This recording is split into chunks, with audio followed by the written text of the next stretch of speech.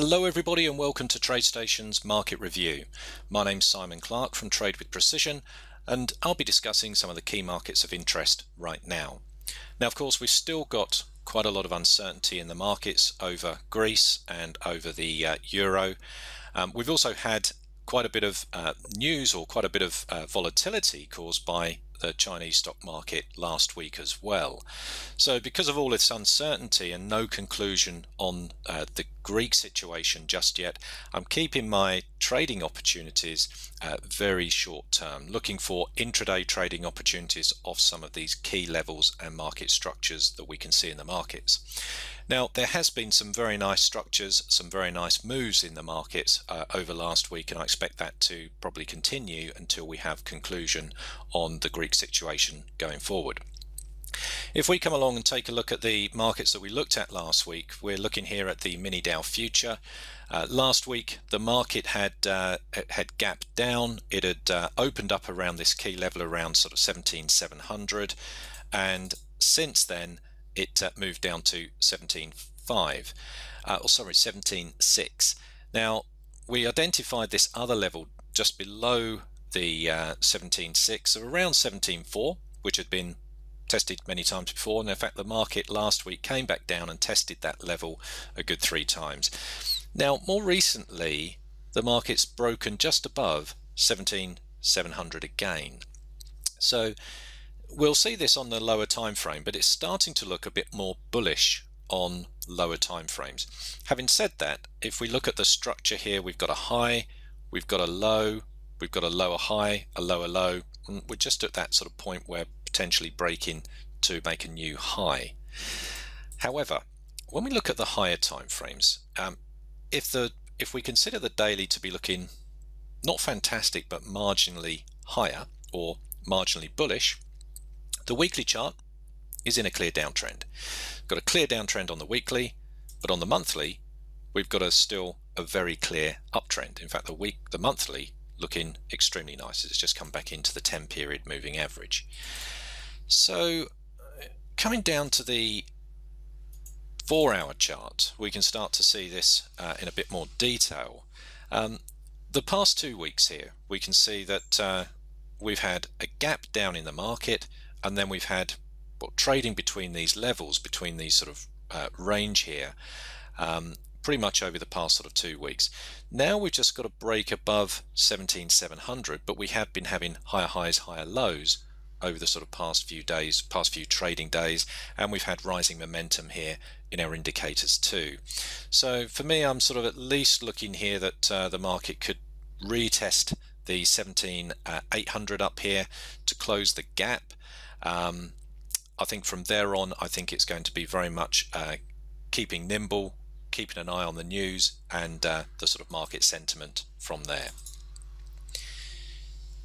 If we come and take a look at some of the other markets though, now last week I was looking at platinum here. Now platinum has got some lovely confirmed downtrends. The monthly chart, we're in a nice downtrend. The weekly chart, we're in a nice downtrend. Daily chart, last week the market had just come back up to 1090, found resistance at this previous level and started to sell off, and we can see that the market's just continued to sell off last week. It's got down here, it's been sort of quite overextended, and now we've got this sort of sideways consolidation. So the market still is quite extended from the moving averages. I wouldn't be at all surprised if we get a bit of a pullback or certainly a sideways consolidation into the moving averages before we get a next move in price. Now one level that I do want to keep an eye on here is there's a big round number coming up, which is the 1000 level. So if we take a look at the monthly chart, we can see we got the sort of 1000 level through here. There hasn't been too many times it's been tested in recent years, but we need to go right the way back to sort of 2004, 2005, where we can see that the market has found support and resistance. Because it's such a big key number, a big key level, I should say, or round number is what I'm trying to say, I will sort of take that into consideration with any sort of trading opportunities that I'm looking at.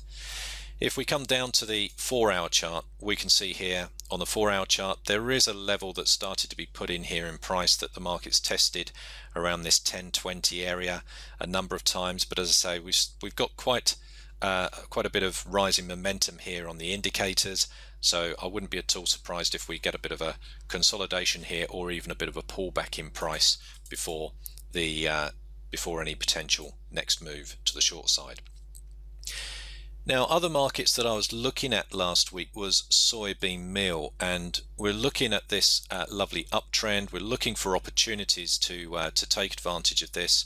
Here on the daily chart, the market did pull back into the 10-period moving average, and the trend moved on. If we look at this candle though on Friday, we can see that we've had quite a lot of volatility in the market on Friday. A lot of volatility, even though it did make a higher high, but if we look at the indicators here, they didn't make higher highs. So again, for me, I'm just looking at this as a potential pullback here in price. Certainly it could be supported on the weekly chart, looking a little bit overextended there. And if we come down to the 4-hour chart as well, we can just see this a lot more clearly. We can see that we've got the higher high, but we've got lower highs here in the MACD and the RSI. So even though that the market's pulled back into the 10 and 20 period moving average zone here, where we can see in the past that has played out very nicely, this time I'm not looking at this as potential opportunities. I'm just being a little bit more cautious here and looking for a bit more of a pullback due to this sort of divergence that we see on the indicators. So as far as currency pairs are concerned, probably some of the nicest trends that I'm seeing out there at the moment is sort of here on Great British Pound against the Japanese yen. This sort of move has been very much sort of fueled by the sort of the China sort of stock market over the sort of past week. We can see that we've had a big pullback. In fact, the daily chart doesn't sort of really show it. If we look at the weekly chart, we can see that the market's just sort of pulled back nicely. We can see the style of last week's candle. We've got bullish candle this week so far, and looking for possibility of this trend continuing.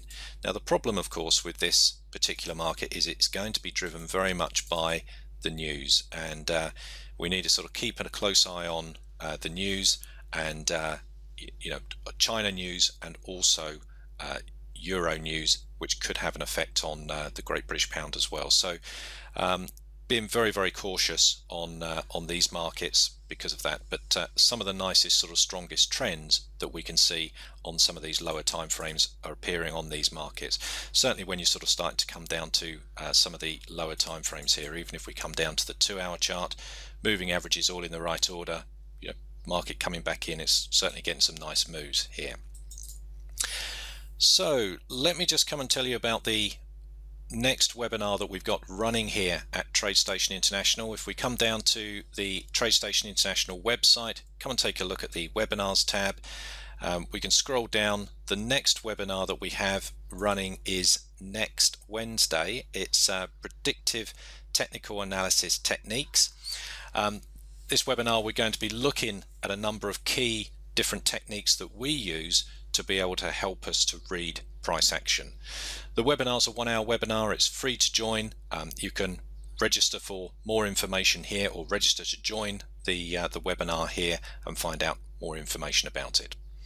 Okay, hope you found it useful, and look forward to speaking to you next time. Bye for now.